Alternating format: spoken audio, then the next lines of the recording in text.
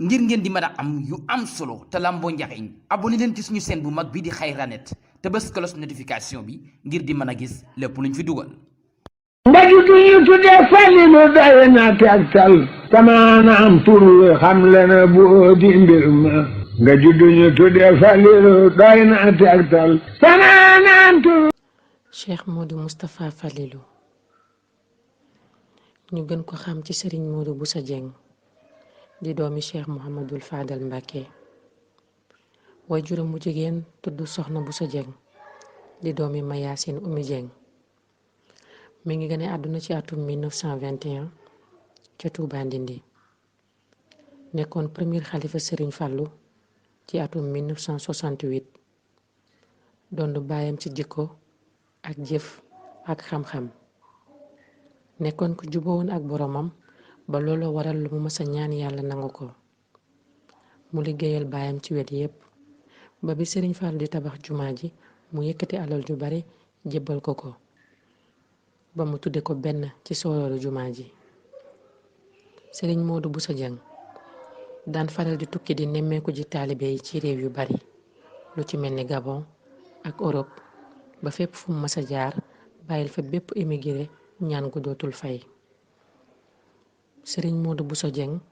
am ñu koy woowee ndaamal xayra mu sanc ay dëkk yu ci mel ni Touba xayra ak Touba Sam ak yeneen nekkoon ku am xorom waaye tamit xam àdduna lool joxoon cër lool ay waajuram ku ci mel ni Cheikh Abdoul Ahad ak Serigne Saliou ba dañu ko daan sant ay liggéey yu bari ngir mu taxawu ko mu daan ko def ak Pastef akuk taalibe. Serigne Modou Bousso Dieng moom la Serigne Fallou waxoon ni ko ni nga weexale sama bët sa bët dootul xonq mukk moo boole woon boppam ak jëwriñu daaraam yépp jébbal ko Cheikh Mouhamadul Fadal Mbacké waajuram wa moo toppoon baayam di ko tarbiyewu di ko liggéeyal ba mu gërëm ko. Serigne Modou Bousso Dieng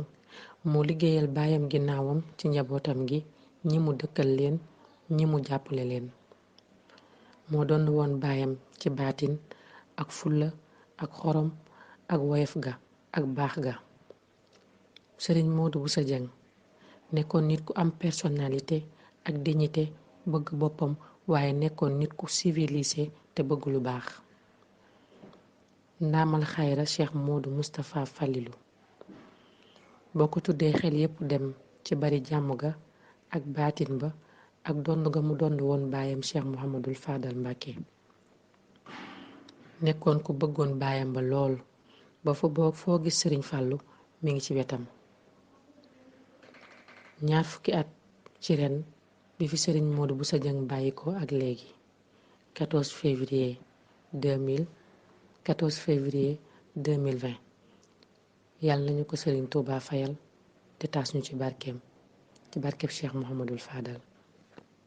ndaje gi ñu tuddee Falilu doy na tegtal tamaana am tur wi xam le na boo di mbir ma nga juddu ñu tuddee Falilu doy na tegtal tamaana am tur wi xam le na boo di mbir ma